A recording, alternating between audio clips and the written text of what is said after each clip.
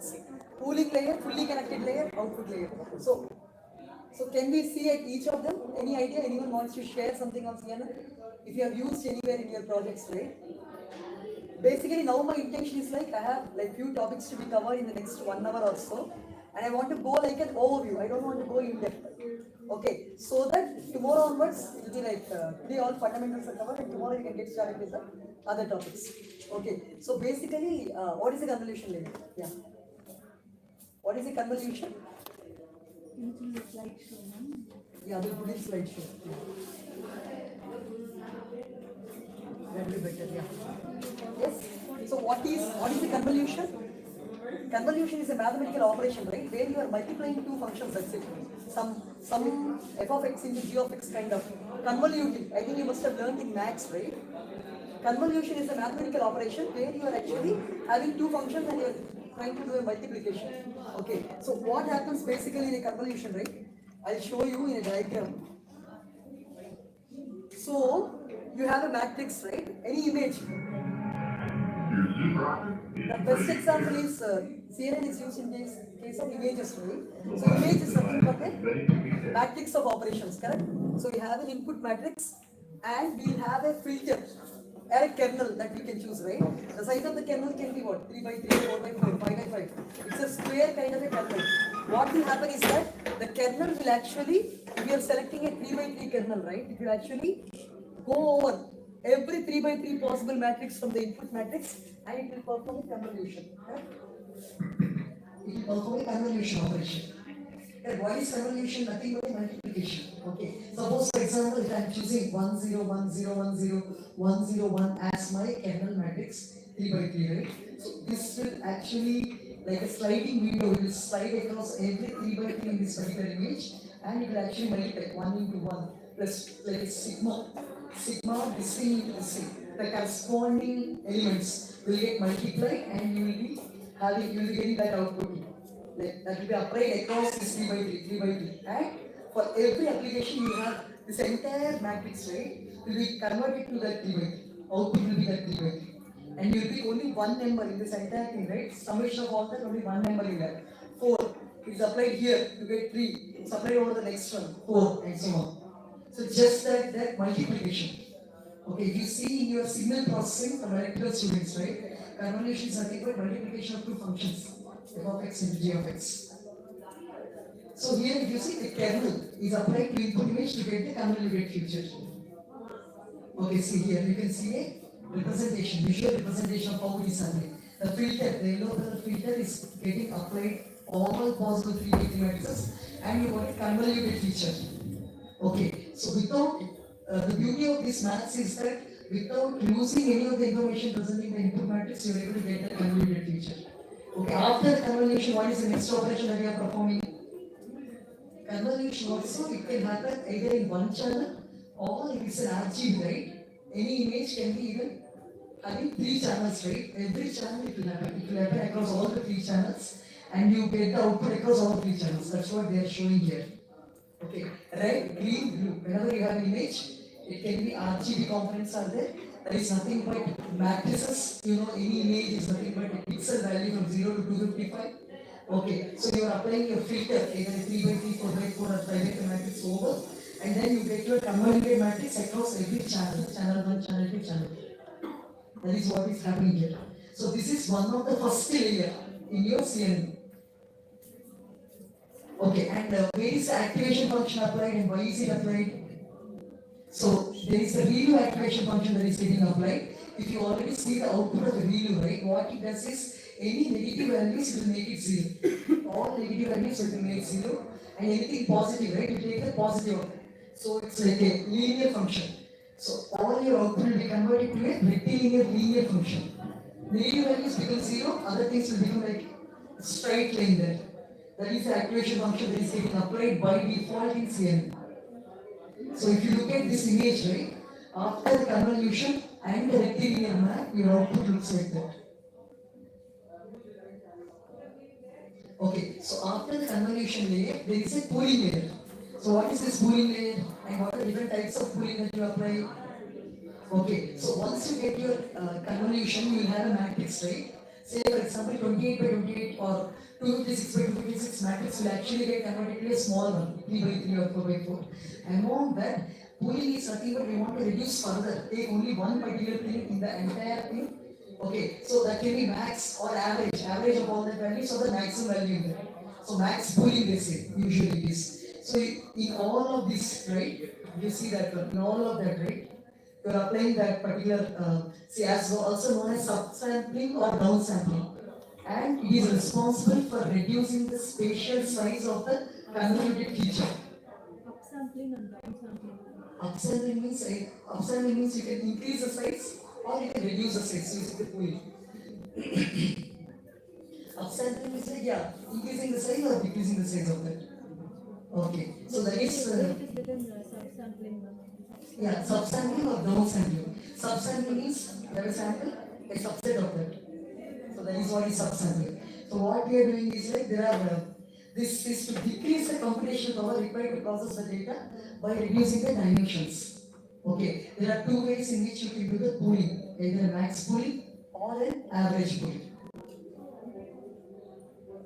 So what is meant by max pooling and what is meant by average pooling? Max pooling means in that particular matrix you are taking the maximum element. All are max basically. Okay. Coming down to either you are choosing the maximum value or the average value. If you take this matrix, right? What is the maximum value? 20. Here 30. Here what? 100, 112. And here is what? 37. So that's why in max pooling you are taking in that inside sub matrices, right? You are taking the maximum value. And you are converting this big matrix into that small matrix. You are taking average by 7, average of all four. Okay. That is what you are getting there. In these two ways you can do max pooling is the one which is applied quite normal. So after the pooling, what is happening they are showing there. So the image, right, how it gets transformed, intermediate they are showing. So the final, I mean not the final, before even after the max pooling, right, there is something called as flattening. Okay, what happens is entire matrix will be flattened and made like one dimension. The two dimensions becomes one dimension. 2 dimensions, 3 dimensions, or n dimensions become only one dimension. That is called flattening. Here no information loss is there. Now this flattened layer is fed as an input to the fully connected layer. So if you see the entire operation here, right, your input matrix is there is a convolution layer with the activation function that is getting applied. Everything is basically a mathematical operation. Okay, and then you have the pooling layer. After the pooling layer, you have a fully connected layer. Fully connected means it's like a FF, feed-forward neural network. Okay. So now, see what happens in the bird, no? Suppose you are giving an image and asking it to identify what it is, right? It can be a bird, cat, or a dog. So how it is, what are all the different things that are there, and how it is identified and shown there. Convolution neural network, car, person, and animal. So there is an input. How many layers are there? 3 hidden layers are there. Actually, whenever you are building a CNN, you can decide how many input layers you want, how many neurons you want to have, what will be your activation function, what is the final activation function, is it a softmax or anything else, that all you can decide. You can build your own models. So what are the applications of convolution neural networks? They are used for image classification. To tell what is the type of image, right? Bird, cat, dog, object detection. Okay, semantic segmentation. Semantic segmentation is based on the meaning it is trying to segment the images. Image generation is style transfer. CNNs can generate new images and also they can be seen in the models like generative adversarial networks. Style transfer techniques use CNNs to apply artistic style from one image to another. So these are some of the applications of CNN. They can be used for text also, text processing also. Okay, CNN, RNN, LSTM, they can be used even for text also, but most likely they will be used for images. So the other applications, speech recognition, natural language processing, medical image analysis, video analysis, autonomous vehicles, self-driving cars, virtual and augmented reality. So I think you will be given these PPTs at the end of the day, right? I don't want to go into that because I want to cover the other topics as well. Let's go back to the next topic.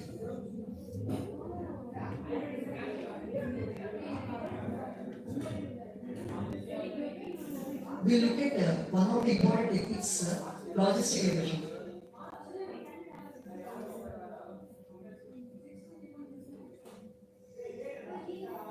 So now you will tell me what is logistic regression and why is it so important? What is logistic regression and why is it so important compared to other? Is it, first of all, tell me in the name, right? Is it a regression or a classification technique? Yeah, it is actually classification. But why they are calling it regression? Yeah, even I am not sure actually. So they are calling logistic regression. The name is little deceiving. So in interviews, this logistic regression specifically why every time any basic ML notes they try to cover is because logistic regression outputs are quite accurate and accuracy levels are very high, and it quite a lot used for any kind of a binary classification or a multinomial classification. Okay, in real use cases, right? Whenever you are using a logistic regression, I mean for a binary classification to say whether they have a disease, they don't have a disease, or even three-way classifications also, right? Logistic regression is the simple and the best fit mode that can be used. Okay, just try logistic regression, you will get your output more than 80-90%. Okay, so it's very, very, very important. Can anyone actually tell me what is logistic regression? Like, what is the function that is used there? Sigmoid. Yeah, sigmoid function is used. Sigmoid also, please remember, because some of you are from core computer science, some of you are doing your masters in machine learning, right? Sigmoid function itself, you remember. What is sigmoid function? Very good. So 1 by 1 plus e power minus 6. We are all research scholars, right? Being from the way we try to be unique compared to other candidates who know is by knowing the math behind the algorithms. That is how we can be different. Okay. So logistic regression uses sigmoid function. The beauty of sigmoid function is that it can actually bring any kind of a complicated function into one that S-shaped curve, right? It can bring into that S-shaped curve. That is the beauty of logistic regression. It is there in different forms. Don't think that logistic regression is always used for binary classification or a two-way classification. You can do even three-way also, and you can sometimes use for an ordinal kind of a classification. You know nominal and ordinal, right?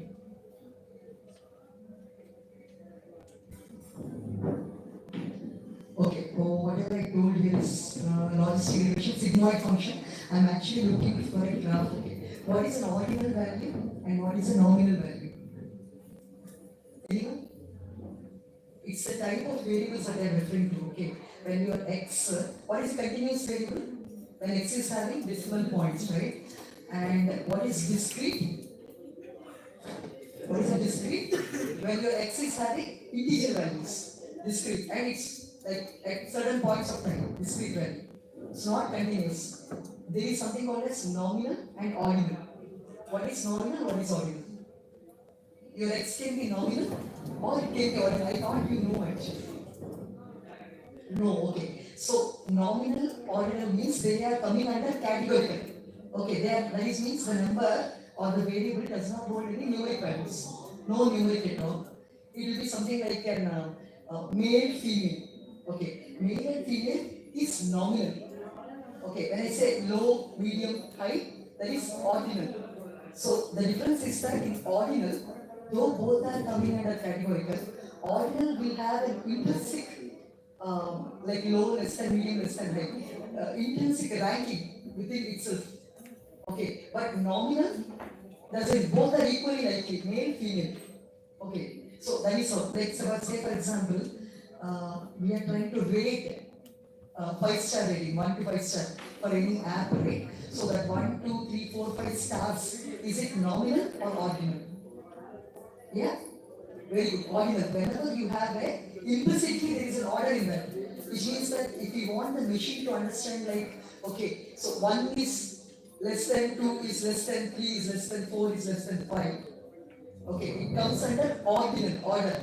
Nominal is like that doesn't matter. States of India, capitals of India, or countries, country names. Okay, all of these are nominal. Okay, ranking or this low, medium, high, the sizes of your t-shirts, right? Small, medium, large, XL, extra large. double XL, triple XL, all of these are ordinal, for example.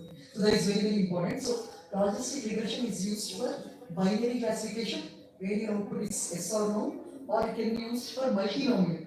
That means even if it is more than 2 also it can be. Logistic regression, don't assume that it is only for 2. And also it can be used for ordinal.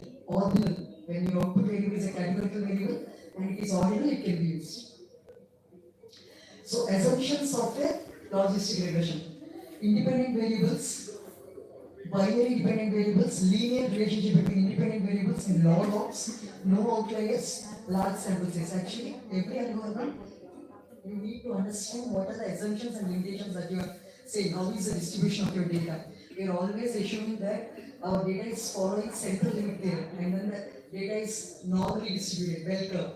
Okay, with this assumption only we will be doing certain things. So there are these assumptions of every algorithm that you need to keep in mind.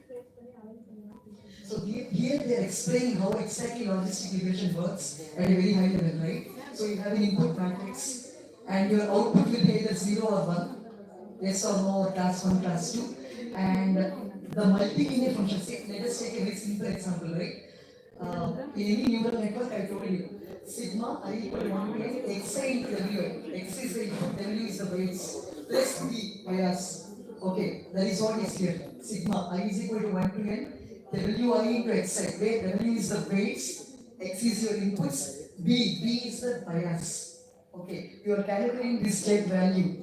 Okay, so the z is equal to wx plus b. That entire x, right, they are written like a matrix. X is nothing but this matrix plus bias. So that is your z. That is not the final output.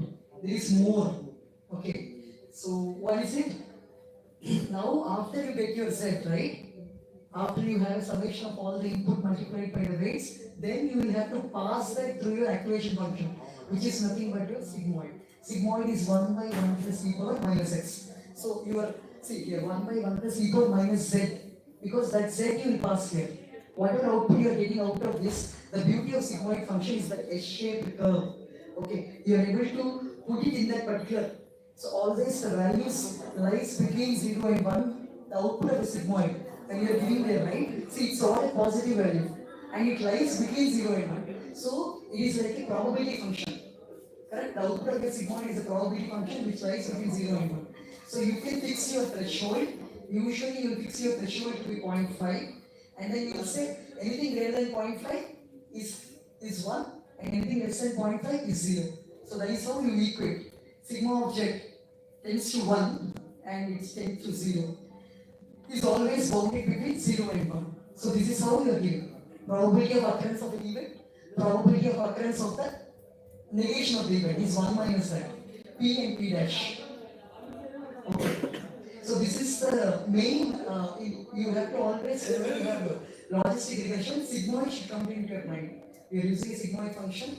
Outputs, whatever it is, we are actually making them between 0 and 1. You choose a threshold and then you get your output. Okay. So they are showing the code implementation.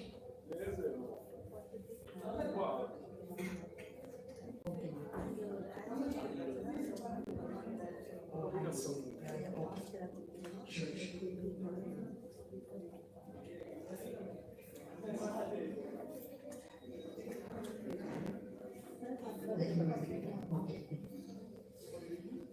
So logistic regression, now you can tell me, right? Looking at the code we can understand. See, whatever we talked till now, if you look in Python, it's just another 10 lines of code where you are able to implement logistic regression. I think you all know, right? Anyone who don't know? It's okay, not a problem. But just within 10 lines of code, you are able to see how machine learning or data science will be, right? You are already having these libraries. You just have to certain already well-known data sets are also there as part of the libraries. You just have to import them and you write the lines of code. Now your task is that I always compare understanding this machine learning to onion peel. You have an onion, right? So treat it like a black box. You don't know what is happening. Say for example, some people are like, I don't want to get started, I don't want to use this and run the code. They're afraid. They think that I don't know anything, I don't know what is happening when I run this thing. No, you need not know. And then it is right out, right? It's not like a bomb that bursts, right? If you execute the code when a bomb bursts, only thing you need to do is In collab, we need not have even installs, right? Just run in collab, see what is happening. If there are any errors, you try to debug, make it work. Now try to understand. Like slowly peel on it, layer by layer, layer by layer. Keep going inside, understand. That is how you learn. Okay, at one stretch you can't. Okay, so I tell like at least you do the onion peeling, one by one, one by one. So if you see here, right, what is happening, what is the data set from which is input? Even the data set also they are using a breast cancer data set. That is already there as part of SQL. Okay, learning, logistic regression model, they are taken from SQL as a linear model. And then they are using the train test split function from the SQL model selection. So one question here for all of you, what are all this something input, what is all that? Predefined library. Predefined libraries, correct? Packages also is correct. First of all, as a computer science student, you should understand how you can create your own package. Okay, how do you write a Python code? Usually you are doing in Python notebooks. This time doing two things. You are writing a code in Python notebook. But practically whenever you want to deploy your application, right? I can't share Python notebooks to clients and all. Ask them to run cell by cell, etc. That is how you learn. But finally, when you deliver something to others, right, you have to treat like a package. You have to package your application with you. So then you have to convert your Python notebook to .py file. Okay. So when you convert your Python notebook to .py file, always you have a main function. Entire code will be in the form of function calls, right? You will have a function calls. And then you will have a main function which actually is calling your function. So you have to write your thing as a where main will be called and entire thing is a .py file. So what I am saying is that when you are writing any kind of a program, try to split into modules. Okay, what are the functions that you can do? You don't write like a entire thing as one single function. Split into small functions. Reading the input, writing the output. Okay, reading a file, writing the file. Okay, building a small logic for certain things, right? All reusable components, small functions. And it's always better you keep them in something called as utils.py file. Utilities. Okay, the way how they write is utils.py file. One Python file, utils.py, which will have all the function calls, reading a function, writing a function, reading a file, writing a file, processing the file. Say for example, these three functions are there. Then what I will do is in my main function, I just have to import that particular utils.py. What I say here is from utils. Okay, import that function. So that is how they have designed also. So if you try to get used to that programming, right, it will be easier for you to build the entire thing as a project and then deploy it easily. Okay, so you should start exploring more in terms of packaging your code. Okay, that is how they have come up. Okay, if you want to build your own library also you can do. That is how Python has become open source, right? It's open source in the sense what we can take whatever is there, we can add to it, and then we can build our own packages also, and I can put it out on the internet there, so that anyone else can use and give feedback, improvise, and so on. That is how it has built like big ocean of information out there. Okay, so SQL is a library. From that you are having this matrix. From that you are actually importing those functions. Okay, that is the meaning of it. So what you are doing initially, you are loading your data set. Okay, x comma y. What is x and what is y? X is your input features and y is your target variable. Okay, x is your input feature, y is your target variable. Split into train test. You are splitting that into train and test. How much training, how much testing? 80% training and 20% testing. By using that function, you are splitting into train and test. You know, right? And then what we are doing? We are actually calling logistic regression. Random state equal 0. Why random state equal 1? What does that mean? 1, 2, 3. How does it matter? Does it matter?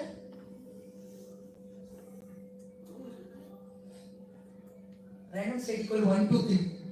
What is it doing? Setting the state. See, actually, you need to, I know you are able to do so many projects, but then you have to, that's why I'm saying you have to stick to your basics again. Suppose somebody is asking you what is this one, right? It's not good that you don't know the answer. Okay, random state, what it will do is like, what will happen is like, whenever an algorithm is run, okay, it will take a sample for training and testing, and then it will produce the results. Okay, so what happens is every time it takes 80% for training, 20% for testing, right? When you run the algorithm, not the same set of data values are chosen. It will keep randomly changing. So the output also will keep changing. Okay, but usually we want a scenario where we can replicate, right? I can 100 times say that I want the same output. So that I know what is happening, correct? So when you fix your random state, I mean whatever value doesn't matter, but when you say that random state something, right? So your output will remain the same consistently throughout your program. That is what random state means, understood? You can search in the internet, understood? So there won't be randomness in the output. I don't want any randomness. I run now, I get something, we do some values, next time we do some values. I don't want randomness. So random state, you fix some number, it can be anything, 1, 2, 3, 9, 10. So now what we are doing, always whenever you are doing a model, right? So you are calling the function. There are only two things that you will do. What? Fit and predict. What is fit doing? Fit is actually fitting your function. It is doing the curve fitting or kind of training. There are two stages that are happening, right? One is the training. Once the training and testing, then you are going with prediction. Okay, so you call your model. The model is nothing but CLF. CLF dot fit. Now you are trying to fit X train and Y train. Okay, so in prediction, what you are doing? CLF dot predict. So you are always predicting on the test data. When you are training on the trained data. When you are predicting on the test data. So Y predict. Now you are checking all of your accuracy with accuracy score. Y test, Y predict. Okay, why is the predicted value? This is the actual value. Already we are having actual value to predicted value, you are testing. So it will come. How much is the accuracy? 95.6, which is good. So you can have your target variable more than 3 also. The softmax function is used for the uh, converting that into probability values, right? You're using softmax function. So they are saying that your target need not be 2, you can have 3, which is called multinomial regression, where your output can be more than 2. So they are having an example where you are having multinomial also. Okay, where your target is not 1 but more than 1. And they are showing you how you can do that. How to evaluate the logistic regression model. So this is coming under classification, right? So for any classification you will have precision, accuracy, recall and reference score. And for God's sake, try to know the formula of this. Okay, being from a computer science background or even any other thing, right? For classification, what is accuracy, what is precision, what is recall, what is reference score, you should know that. Hopefully, correct? You know the confusion matrix, right?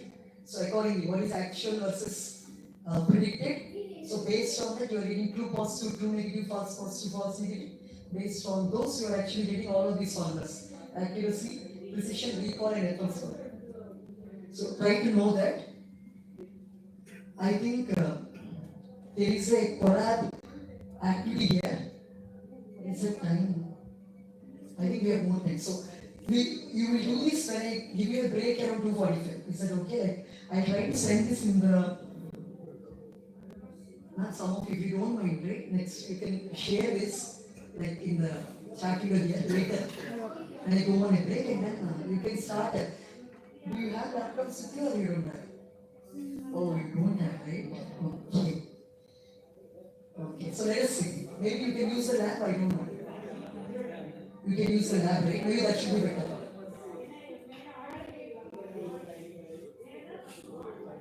So let me finish with some of the concepts. We'll go to clustering techniques. I like ensemble actually. Let me start with ensemble.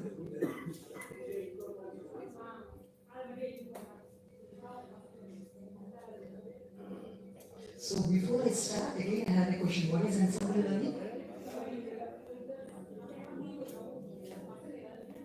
Yeah, I want someone to, because some of you are real postgraduate students, right? You already must have used ensemble. You're just like, you don't want to answer.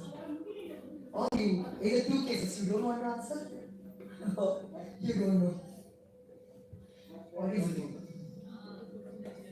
What is ensemble learning? Yes, ma'am. I know you know. To improve the performance of the model, we are learning that we are making the algorithm to learn more. Yeah, We are yeah. combining, Yeah. actually combining. Yeah, actually, ensemble, the purpose is right, ma'am. Yes, ma'am. So the purpose of the ensemble is like to improve the performance and robustness of the algorithms. Actually, you see, right, we have supervised, unsupervised clustering and so on. And so what happens is like, basically whenever you want to build a model, right, you will build one model, you will have some accuracy, right? But ensembling is like, there are two techniques mainly in ensemble. One is bagging and other is boosting. Bagging and boosting. Okay, we will understand these two only in depth in this. In depth in the sense just at a high level. Okay, at least it will be useful for your interview. What is ensemble? Why you are using LTV? So the main purpose is that whenever you are running one model, right, I have a maybe the breast cancer data set, right? Previously that was there. Okay, it will actually tell you whether the person has breast cancer or not, depending on certain features. Okay, suppose you are building only one model, logistic regression, you may get around, say for example, 90% accuracy. Okay, ensembling is nothing but combining multiple models and then using the combination of all the models to give the final output, which will actually increase your accuracy score. That is the purpose of ensemble. What is ensemble in English? Combining different things. Okay, so there are two main techniques in ensemble: bagging and boosting. We'll see them actually. So let us look at some of the basic theory part. An ensemble is an art of combining a diverse set of learners. Learners is nothing but individual models together to improvise on the stability and the predictive power of the model. Okay, in our example, the way we combine all the predictions collectively will be termed as ensemble learning. Ensemble based models can be incorporated in both of the two scenarios, when the data is of large volume and when the data is too little. Any of these two cases, ensemble is better used. Can you give me an example of ensemble before I proceed? I mean, you already used ensemble a lot in all the hackathons and all, right? XGBoost, Random Forest, these are all ensembles. Okay, the best one is AdaBoost, XGBoost. Any competition you take, hackathon they conduct. The first, the model that worked well will be this XGBoost only, right? Either XGBoost, AdaBoost, or Random Forest. Ensemble models are proven to have a track record of giving very good accuracy scores whenever they are used. People will always try. They give one challenge, and the beauty again is like it can be used as a classification or you can use it as a regression also. You have regressors, random forest regressors are there, random forest classifiers are there. So you can use alternating it whatever you want, but not for clustering. Okay, it can be used in case of classification and regression only. See what they are doing basic and ensemble structure. So there is data there. You are running different algorithms on that. You are running Lasso. Lasso is a kind of a regression. Lasso and rich regressors are there. KNN, K nearest neighbors. SPR, support vector, SCM actually support vector regressor. I think they are talking about regression. And RF is random forest. So you are running four different models. You are getting the output of that. Actually, random forest is basically a Bayesian tree. Bayesian tree algorithm. Solid is not an ensemble. Ensemble is XGBoost, AdaBoost, and so on. Okay. So these are all the different algorithms. When you, models, when you run that and you combine the results, then you give your prediction. You may ask me that how do you combine? Combination you can take anything. You can do average of all that, or average sometimes will not give better accuracies. You can do majority voting. Okay, whichever is giving a majority vote that you can take. So there are different techniques in which you can combine the outputs also. So the basic concept in ensemble is, okay, even if you don't know the inside part, you should say the ensemble is nothing but on the same thing you are running multiple models, you are using the power of all of that. Okay, it's like a teamwork. Instead of individual effort, teamwork. Entire team is there. What is the difference in me alone building models and all together, all of us doing? It says we can save time, right? I will do something, you do something, combine everything and give the output, right? That is the beauty of ensembling. It's very, very, very important concept in machine learning. And like I already told you, the main reason why we are ensembling is for two purposes. One is to improve the performance, the other is to improve the robustness of the model that is being built. So there is a bias variance trade-off. Like in the morning I talked about, right? You always have to remember this particular, yeah.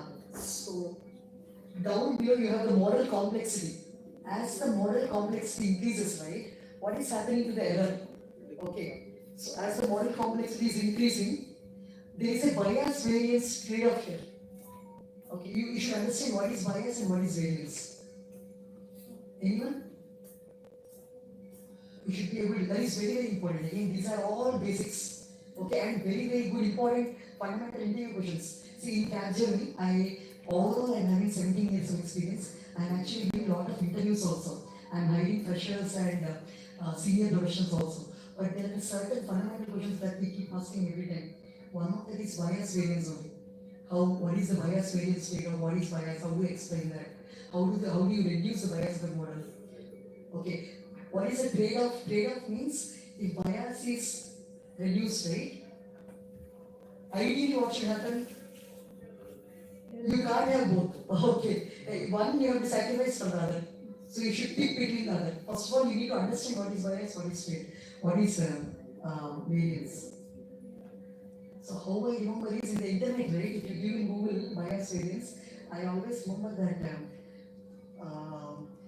What is that? You hit that, right? Hit it. Huh? Dot board. Okay, you have all the arrows, right? See, bias is like you have a target, right? Center point where you need to hit. If I am hitting anywhere below, how much I am deviated from that actual center is the bias. Okay, and you keep on hitting. When you have so many things, so many times you hit, right? Where exactly you are hitting? Okay, how much are they separated?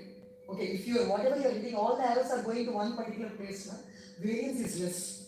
But if you are hitting like here and there, all over the chart, right? Variance is more.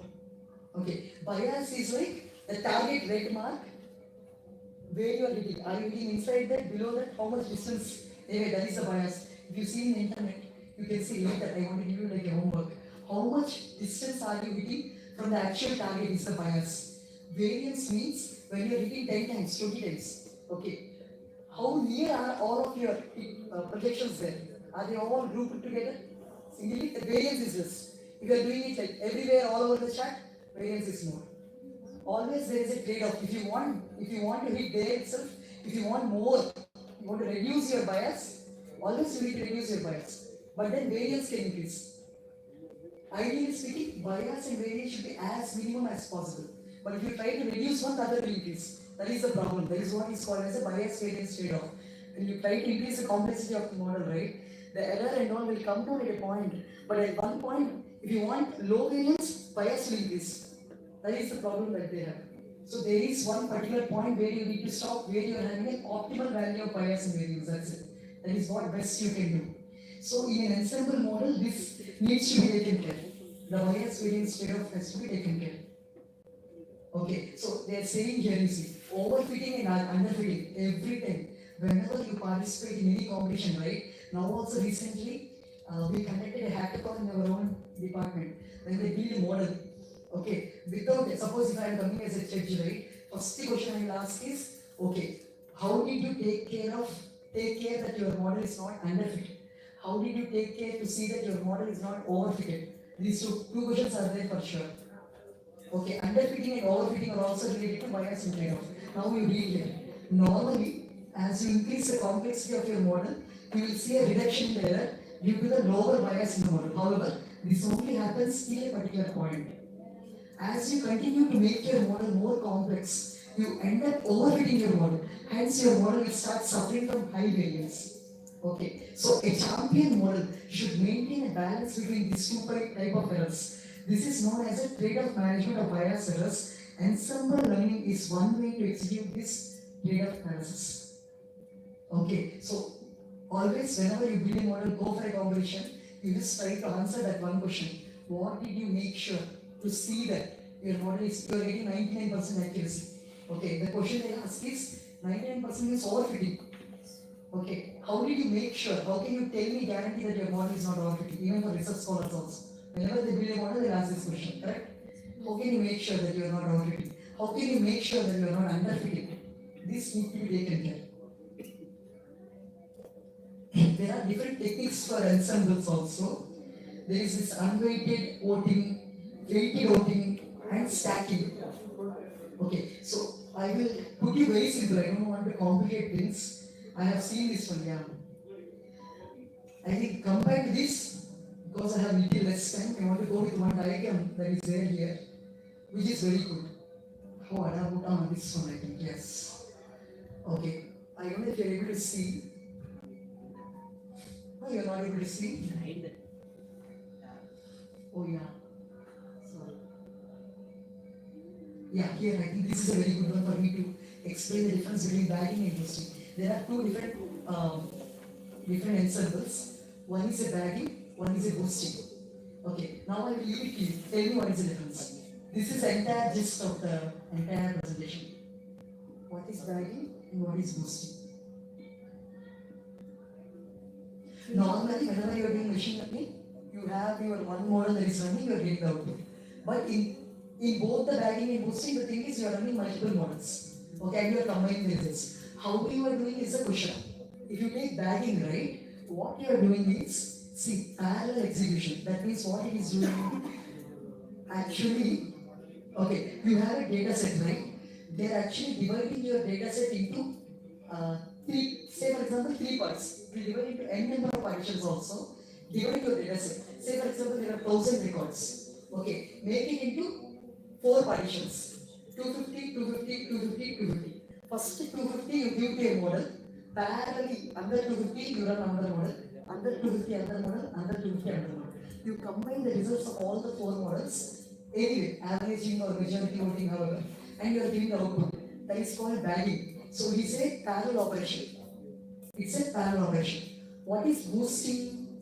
Okay, yeah. So boosting, what is happening? Entire data set is actually first fed to the first model.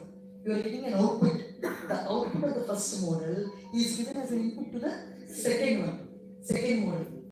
Okay, now there is a concept in boosting like weak learners and strong learners. Okay, the concept here is that whenever you are done here, you are actually doing sequential. One model is over. Now, what the model has to do is it has to identify which are the weak learners in the model, right? What are the weak learners and what are the strong learners? Weak learners, it will actually boost. That is why the name boosting. Okay, suppose same thing is happening in your class also, right? If I have a class of 20 members and I conduct a test, I got the results. Whoever is weak, what I try to do, I do boosting in terms of motivation or giving more homeworks, giving some important questions so that their performance will be improved. Same thing happening here. Okay, once I conduct one test, then I know the output. Based on the output, I am understanding who are the weak learners and who are the strong learners. Weak learners, I will try to boost. Strong learners, what I should do? I should not give more weight for strong learners because they are good by themselves.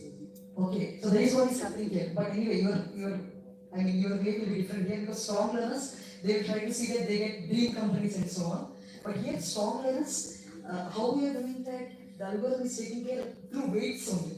Okay, for the weak learners, it will identify, give the weights in such a way that weak learners will be boosted. Strong learners, maybe we can try to reduce so that there is a balance. That is a sequential process which happens. So it identifies the weak learners and the strong learners and accordingly assigns the weights for the next model. Then you get the output. Then, so overall the performance will increase. The accuracy will be increasing. This is the concept in bagging and boosting. Okay, so ensemble means what? Combining different models. There are two main techniques, bagging and boosting. One other point you need to remember is in bagging, right? It's called boost. I told you like the input data is kind of split into different parts, right? Partition. One part, two part, three part, and four parts. That partitioning is called as bootstrap aggregation. That is why it's called bootstrap aggregation. Okay, from the name itself you remember. There is a technique here called bootstrap aggregation. What is bootstrap aggregation? It's a process in which your input data set is split into n number of partitions. Okay, it can be with random sampling, without random sampling. Random sampling means what? We are selecting which one we will. Correct. When you are selecting the data, whichever will come, right? In that you are with random sampling, without random sampling. Okay, so you are doing bootstrap aggregation of your data set, and then you are performing this operation. It happens in parallel. These are very important interview questions for machine learning. What are ensembles? What are the different types of ensembling you are having? Bagging and boosting. And which is better? Everything has its own advantages and disadvantages. Either you can apply bagging or you can go with boosting. Boosting will have a concept like weak learners and strong learners. Bagging is having two things. It's a bootstrap aggregation of the initial initial data set into partitions with random sampling or without random sampling. And it goes in parallel, it goes in sequential. So, yeah, here also you have a hands-on session. I think another 4-5 minutes is there. Ma'am, what you can do is like these two presentations are open, right? So you can copy paste the Collar thing. I don't know if you have all formed a group. There is a WhatsApp group. There is a WhatsApp group. Okay. So I will ask ma'am to send this thing so that you can go and just see in the collab, right, how is it? One is instantly, other is logistic regression. Okay. The next one, let us see how much we can cover now. I'll go with clustering. Yes, ma'am. Okay, ma'am. Okay, ma'am. Actually, how do we send these to them so that there is a WhatsApp group. I will send it, ma'am. you will send it right? Yeah. So you can send ensemble learning and logistic regression. PDF. Yeah, you can send the PPT itself so that in that Oh, okay, ma'am. yes, ma'am. In the WhatsApp group you can send right? Yeah, thank you. I'll come back again. We are starting. Hello.